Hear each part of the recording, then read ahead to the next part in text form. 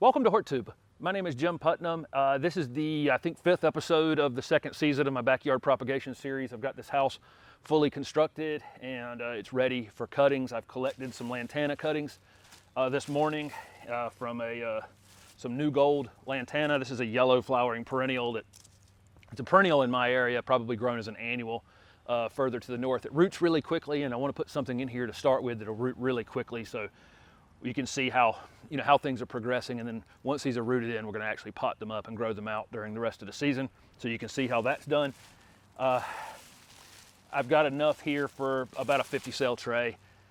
I did an entire episode last year about collecting cuttings, and I talked about how your tools need to be sterile and you need to use a new trash bag, and cheapest trash bag you can find, and dispose of them in between or use them for other projects or other things. But don't continue to reuse the same things. Make sure your tools are clean.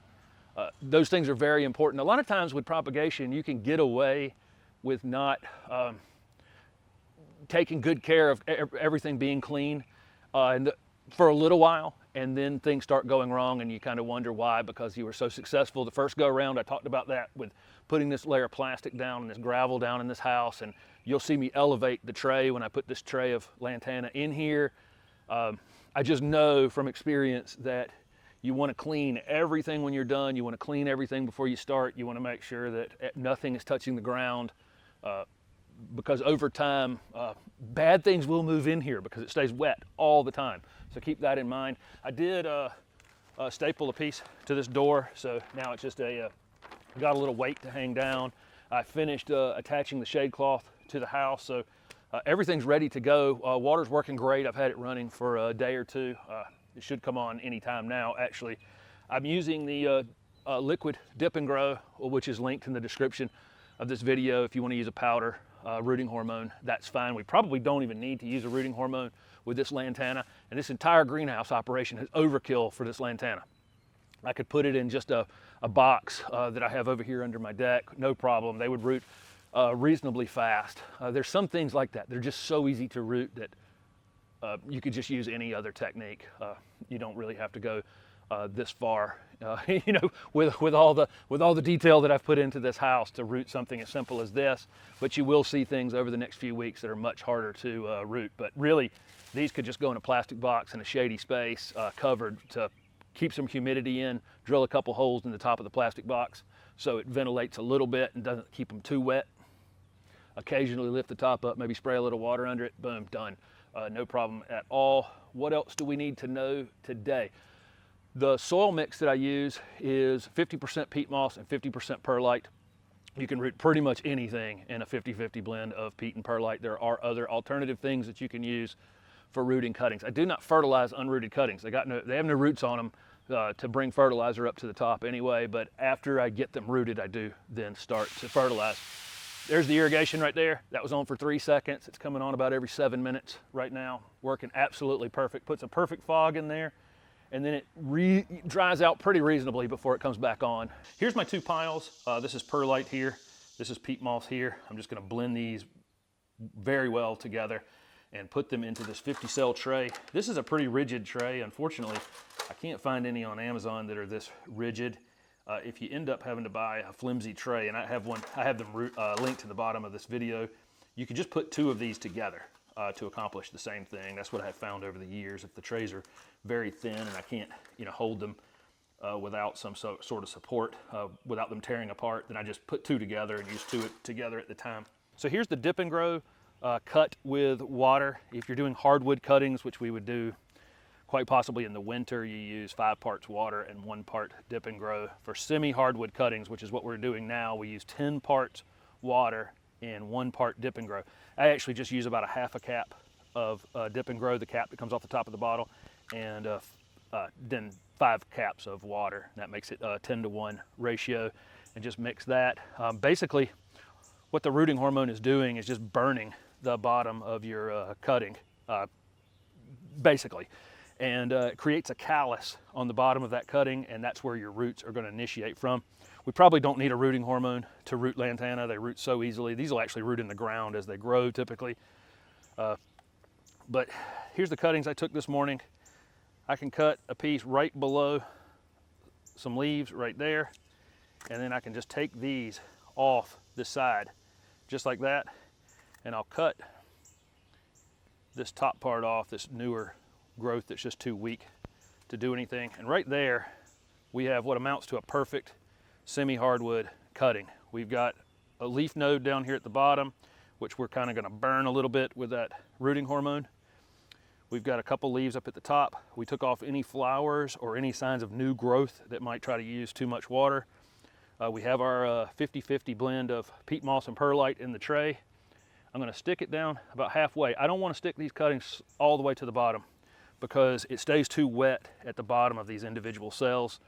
The water builds up in these trays. No matter how much we try to avoid it by monitoring the water, it's gonna be too wet in the bottom third of this soil. So I typically will hold them like this, where I have them kind of pinched, where I want them in there about 1 inch deep. And then when I get them to there, I just pinch down on it just a little bit. And that'll stand it up in there. It's only about halfway down in the tray. But I'll show you that again. Here's another one here. I can get 2 off of most of these. But right there I've cut right below that group of leaves, and I'm cutting right above that group. I'm gonna get rid of these flowers and this new growth.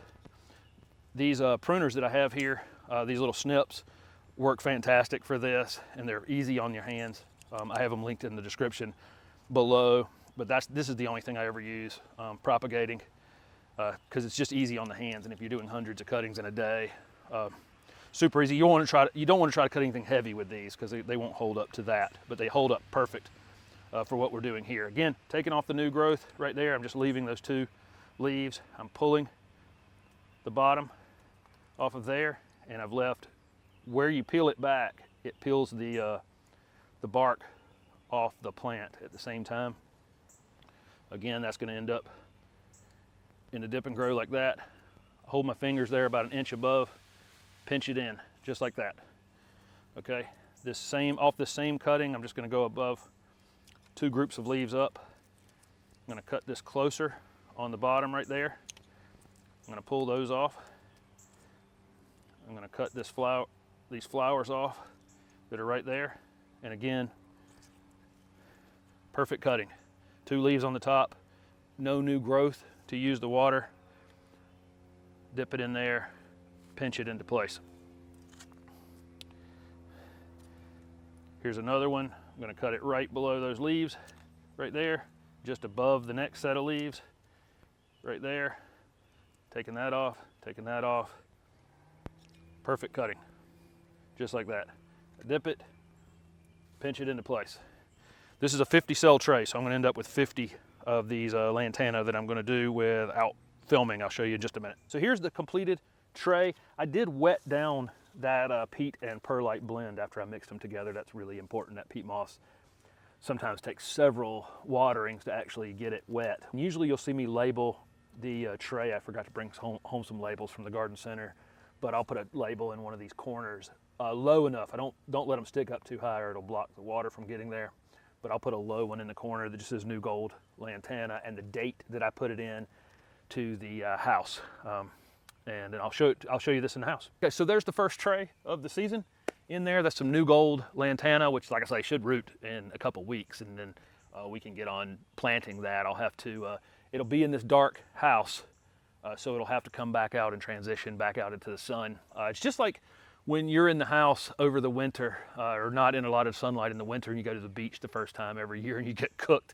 Same thing can happen to these rooted cuttings. They can stay in a really shady space for a long time. If you bring them back out into the sun quickly, all at one time, frequently, it can burn the leaves and really stunt them. Okay, I can't emphasize enough about cleanliness of this entire operation, making sure you're using a new bag.